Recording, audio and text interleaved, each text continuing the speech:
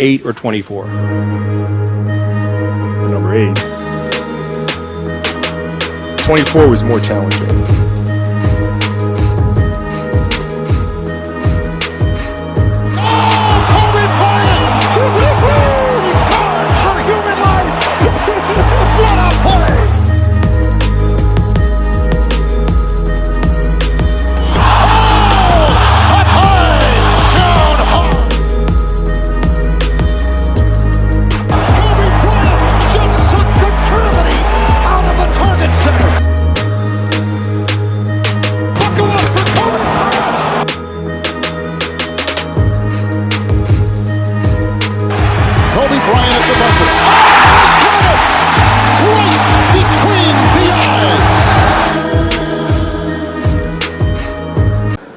Monday. So that means 3 things. 1, I'm not your MCM.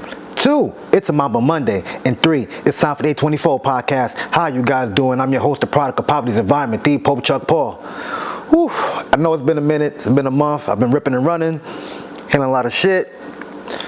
Good to see you guys. Well, I really can't see you guys, but I guess it's like, it would sound pretty vain if I said good for you guys to see me, but anyway. Hope you guys enjoyed your week. Hope you guys enjoyed your month. I hope you guys enjoyed your motherfucking Father's Day. We gonna talk about mine. But yeah, glad to be back.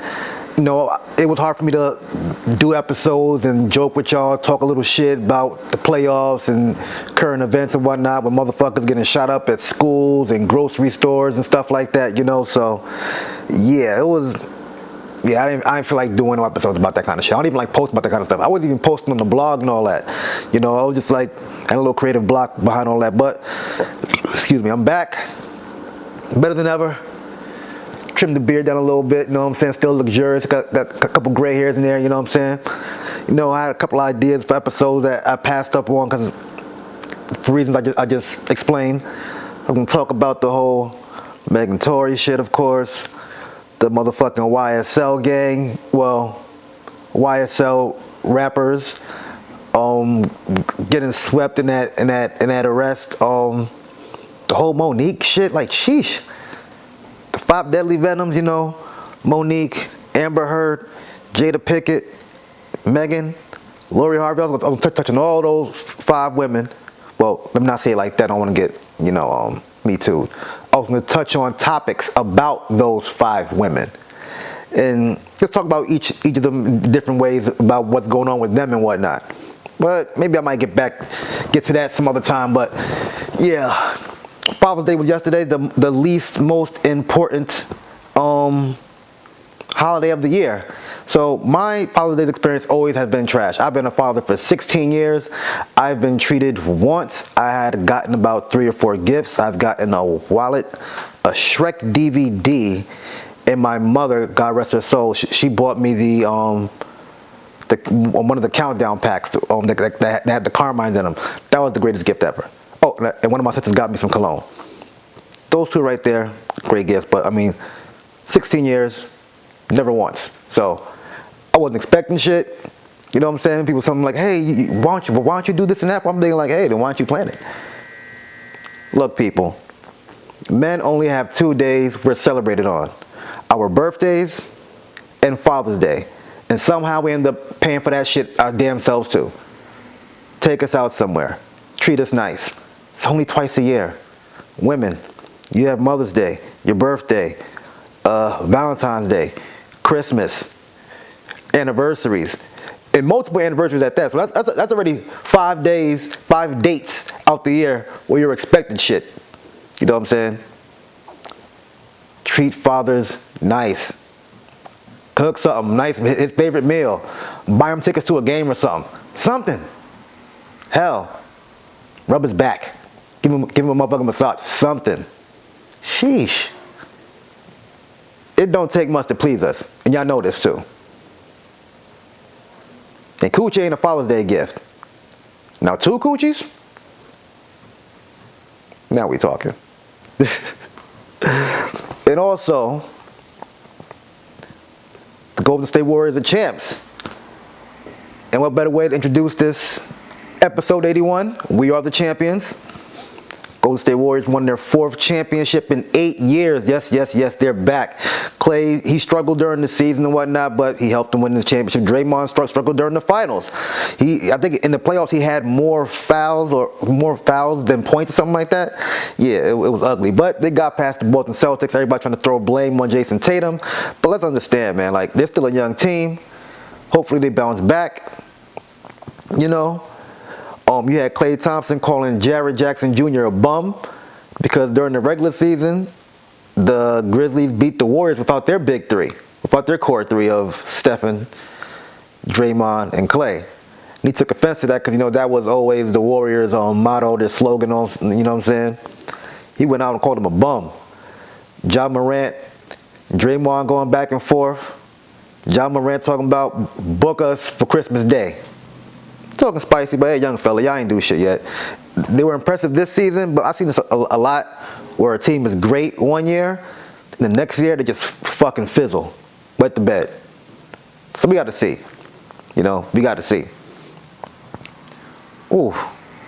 And also, early in the week, Kenny Atkinson verbally agreed to become the new coach of the Charlotte Hornets. And after the Warriors won, he reneged and said, nah, I'm staying. So he could be the lead assistant coach because, you know, Mike Brown is leaving to coach the Sacramento Kings. You know what's funny about this, though? I believe either, you know what? I am wrong. I was about to say Luke Walton left Golden State to go to Sacramento, but he left the Lake. He got fired from he left Golden State to the Lakers, got fired from the Lakers, then went to Sacramento. All right, I was about to say the 2 Golden State coaches went to Sacramento, but technically, yeah.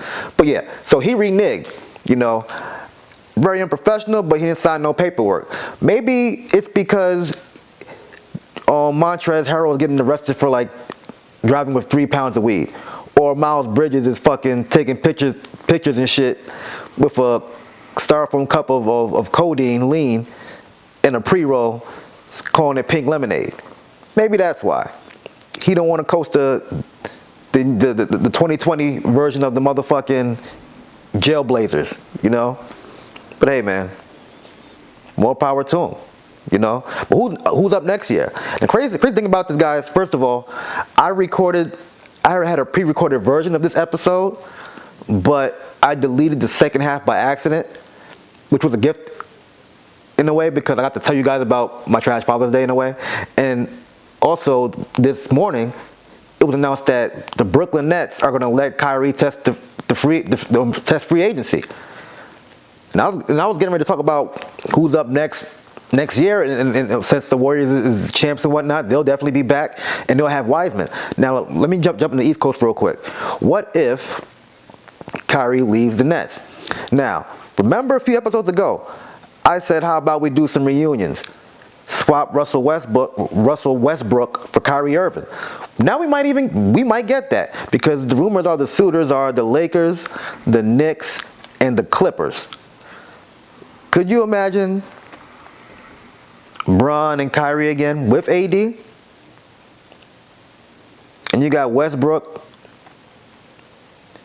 KD, and Ben Simmons. Now, I don't know how that would work because Ben Simmons and Westbrook both can't shoot.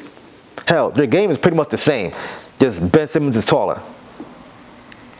So I don't know. But we'll see what happens. And then let Kyrie walk. What happens with KD? How's he going to feel about that? Milwaukee's going to be back next year. Chris Middleton's going to be healthy. We all know about the Bulls.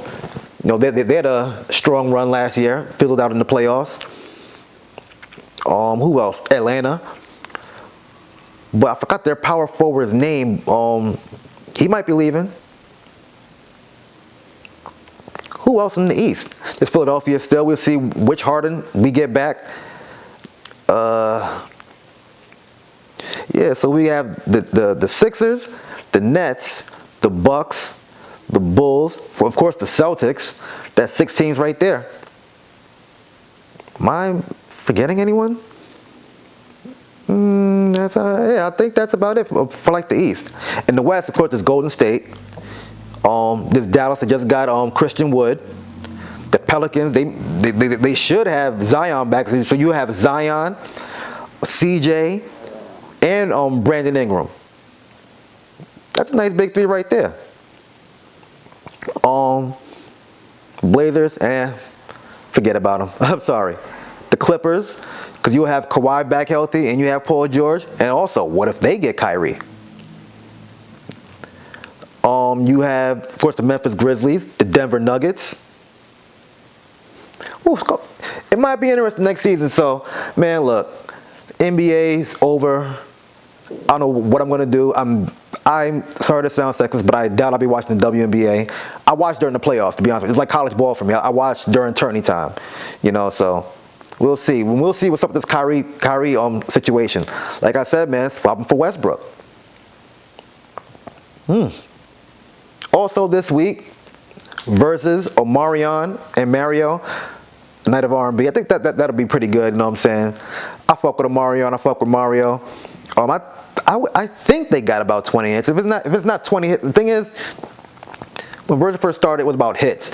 Now it's more like they play like their 20 favorite songs, or whatever, or like their 20 popular songs. Same shit, different smell, if you ask me. So it should be a good one. It should be a good one. But here's a Verzuz that people are talking about that nobody wants to see. Like it's weird. I think Memphis Bleak or Jewels called each other out.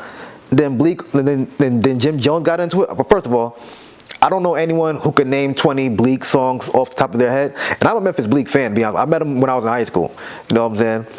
He was trying to bag chicks around my high school. Like we're around the same age. I don't know if Jewels has 20 hits. I know Jim Jones got about 20 bangers.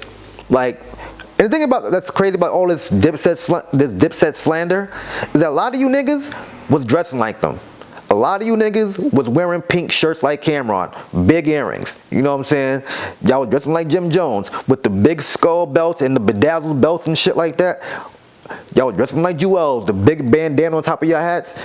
Now y'all got jokes. I need to stop. It's like when they was talking about Lloyd Banks and Jewel. I think because Jewel wanted to do a verse against Lloyd Banks. He was like, oh, he'll kill him. This is not URL. Banks don't got 20 hits. His 20 songs, yeah, like they both have 20 songs of 20 songs. But hits, no. Now if it was a battle, Banks would probably even win. You know what I'm saying? Punchline guy. But it's not URL. That Jadakiss situation with the locks, separate issue. Because they were talking over each other. They wasn't really following the rules, going like song, then song. They were just doing whatever. Dip said DJ was trash because he was letting the locks DJ just do whatever he wanted. That's what really happened, if you ask me. But yeah, nobody cares for a Memphis Bleak, Joel Santana, or Jim Jones Verzuz. Nobody. But also speaking of Verzuz, I've been watching P-Valley. I ain't watched the third episode yet. My next episode, I'll do a recap for the first 4 episodes. You know what I'm saying? From 1, 2, 3, and 4. So we'll talk about that later. But I've been watching it. This little murder guy reminds me of Plies. But anyway, who would y'all think would win in the Verzuz? Lil Nas X or Lil Murda? I'm rocking with Lil Murda because Lil Nas X ain't rapping like Lil Murda. You know what I'm saying? I'm sorry. You know what I'm saying? That motherfucker got bars. That Fallen track, that Mississippi Pride, yo, I really be listening to that shit in the street. That shit is fire. Staying on music, Drake dropped an album. I'm mad I forgot the name of the shit. What's that shit called? Honestly, never mind. It's more like a dance techno type album. He got 2 songs he really raps on, which I like. Sticky and Jimmy Cooks featuring 21 Savage. That shit is fire. Pussy. What's a 21 Savage song when I'm calling somebody pussy? So yeah, not my cup of tea. Don't really care for it. First of all, most of Drake's albums aren't my cup of tea unless he's rapping. That's the only time I listen to Drake, when he raps. I remember I went to a Red Bull Academy event and Fonte from Little Brother, North Carolina group. Fonte, Pooh, and Knife Wonder, the group Little Brother. So Fonte was speaking, and Fonte incorporated singing in his raps and whatnot. And he said that he took singing lessons because he didn't want you to be listening to like Luther Vandross or Mario or somebody like that, or Usher, and then one of his songs come on, you're like, yo, what the hell is that? Like, he didn't want you to, like, his voice to throw you off. He wanted you to, like, the mood to continue. And for me, Drake has like a shower voice, like he just, like he's not a singer. He's not hitting no high notes, know what I'm saying? Like, I can't take that seriously, the harmonizing shit. Like, I'm not a fan of that. But for certain songs, it works, but it's not really for me. But yeah, the song Sticky, he's talking that shit. Talking that shit on Jimmy Cooks as well. So, if you're not into the techno shit, listen to that. You know what I'm saying? Those two tracks are fucking fire. He's talking that, I'll take your girl type shit, what you gonna do to me? I got homies on the payroll, blah, blah, blah, blah. You know, all that front shit. And also this week, the Martin reunion came on. That was pretty dope, seeing Cole, Martin, Gina, Pam, R.I.P. Tommy. They did like a little I guess homegoing ceremony for him. When in Tommy's real life wife and 2 children, they spoke on his behalf, and the cast members, they got up and said things, nice things about Tommy as well. And previous to that, they gave each cast member a spotlight where they talked about what it was like working on Martin, how it influenced his culture. Also, they show like their top moments. Cole with the rental spoons, Martin with the New Jack City, Gina where the head getting stuck in the headboard, you know what I'm saying? Pam and the whole going back and forth going at Martin. Motherfucking bro man, he stopped through, his big ass almost got stuck in the motherfucking window. Tommy Davidson, Varnell Hill, he stopped in, which was dope. Nipsey stopped in with the Nipsey's bar, whatever, and Snoop performed later on. And what else? Who else stopped by? I'm trying to think. Yeah, I think I covered everybody, you know. And Afion Crockett, he had hosted this. Oh, also Marla Gibbs stopped by. That was pretty dope. God bless her too. But yeah, Martin Reunion was on BET Plus. You go and check that out. You can get a 1-week free subscription. That's what I did because I was not paying for that shit. Whew. No, that was a lot. That was a lot. You know what I'm saying? I will be back next motherfucking week, Monday morning. You know, I promise you guys that. Hopefully, I will be debuting some new content real soon. I can't speak on that because I'm waiting for somebody to get back to me on that, you know. And before I let go, promo code, discount code, whatever you want to call it, code. Use DAD at checkout, get 30% off for the rest of the month. Come on, man! Like I gotta take care of dads. You know what I'm saying? Well, first of all, like you don't have to be a dad to use it. Just use the code DAD. Okay, you get 30% off everything. Get TKO shirts, the Martin tees, the black men, black women don't cheat tees, the motherfucking kind of single tees, the fresh king and fresh queen tees, all that. 30% off. You know what I'm saying? Whew. Oh, also check out my homeboy TTK's documentary, Just Like Me. It's a fire documentary about black artists in Chicago and how they broke through barriers to get their work out there, what they're doing now, what they did to get there. I'll put the link in the description. But yeah, like I always say, like, share, subscribe, comment. God is good. God is great. Thank God my paper's straight. I am the Pope Chuck Paul. Peace out.